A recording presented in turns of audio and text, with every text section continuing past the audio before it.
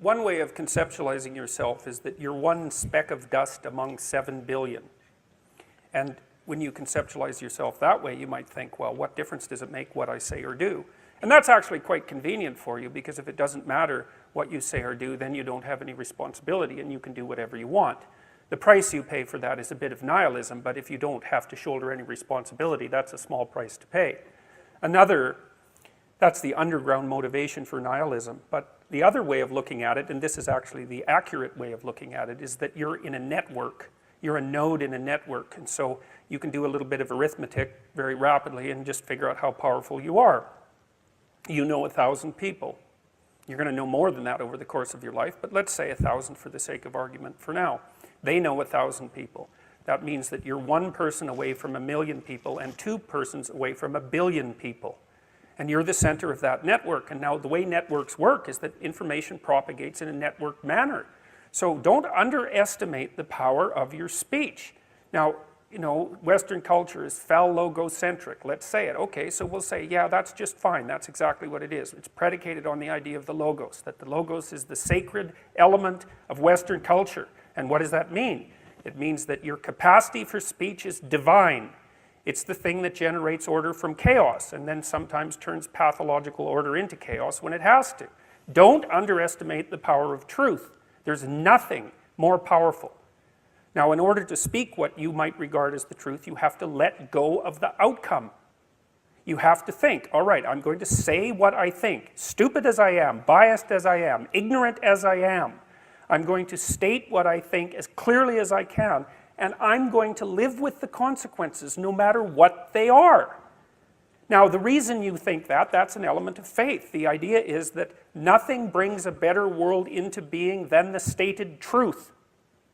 Now, you might have to pay a price for that, but that's fine. You're going to pay a price for every bloody thing you do and everything you don't do.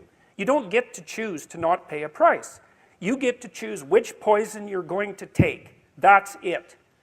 So if you're going to stand up for something, stand up for your truth. It'll shape you, because people will respond and object and tell you why you're a fool and a biased moron and why you're ignorant. And then if you listen to them, you'll be just that much less like that the next time you say something. And if you do that for 5 years, you'll be so damn tough and articulate and able to communicate and withstand pressure that you won't even recognize yourself. And then you'll be a force to contend with. And you don't get to wait until, because I get letters like Gad Saad gets all the time too, from faculty members in particular, and they say, well, you know, when I get tenure, it's like, then they think, well, when I'm an associate professor, and then they think, well, when I'm a full professor. It's like, if you're a professor already, you're like the most protected person in the history of the planet, you know, and you need, well, okay, but one of the things that indicates is that it's almost impossible to provide people with enough protection so that they feel safe to speak. Okay, so we'll address that directly. It is not safe to speak, and it never will be. But the thing you got to keep in mind is that it's even less safe not to speak, right? It's a balance of risks. It's like you want to pay the price for being who you are and stating your mode of being in the world, or do you want to pay the price for being a bloody serf, one that's enslaved him or herself? Well, that's a major price, man. That thing unfolds over decades, and you'll just be a miserable worm at the end of about 20 years of that, right? No self-respect, no power, no ability to voice your opinions, nothing left but resentment because everyone's against you, because of course you've never stood up for yourself. It's like, say what you think carefully, pay attention to your words. The price is, it's a price you want to pay if you are willing to believe that truth is the cornerstone of society. And in the most real sense, if you're willing to take that leap, then tell the truth and see what happens. And nothing better could possibly happen to you. There'll be ups and downs, and there'll be pushback, and there'll be controversy and all of that, but it doesn't matter. The truth is what makes the world, the truth is what redeems the world from hell, and that's the truth. And we saw plenty of hell over the last 100 years, you know, and we haven't learned a bloody thing from it. It's like, wake up, tell the truth, or at least don't lie. That's a start. And you got to understand that's a risk. But I have one more brief thing to say about that.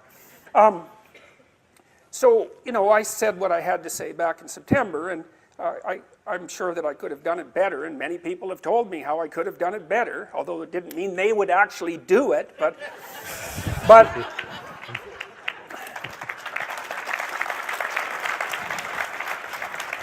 and you know, my job was at risk, serious risk, for about 2 months, and it destabilized my family, who've been very brave about this, so like, thumbs up to them, man, they've just stood by me.